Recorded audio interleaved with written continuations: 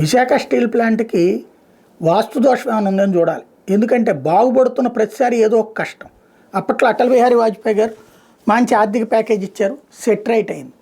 దాదాపు 7-8 ఏళ్ల పాటు లాభాలు నడిచి మళ్ళీ ఆ తర్వాత రాజకీయ ఇదనాలా లేకపోతే కనుక వాస్తు దోషం అనాలా క్రైసిస్లోకి పడి ఆ తర్వాత నిదానంగా లాసుల్లోకి వెళ్ళి వరుస లాసులతో భరిస్తూ మళ్ళీ దాన్ని ప్రైవేట్ వైపుకి తీసుకెళ్లే సందర్భంలో మళ్ళీ మొన్న నరేంద్ర మోడీ సర్కార్ 11,000 కోట్ల రూపాయల ప్యాకేజీ ప్రకటింది. అంతా బాగుంది, సెట్ రేట్ అవుతుందంటే కరెక్ట్గా ఈ టైంలో పెద్ద దెబ్బ.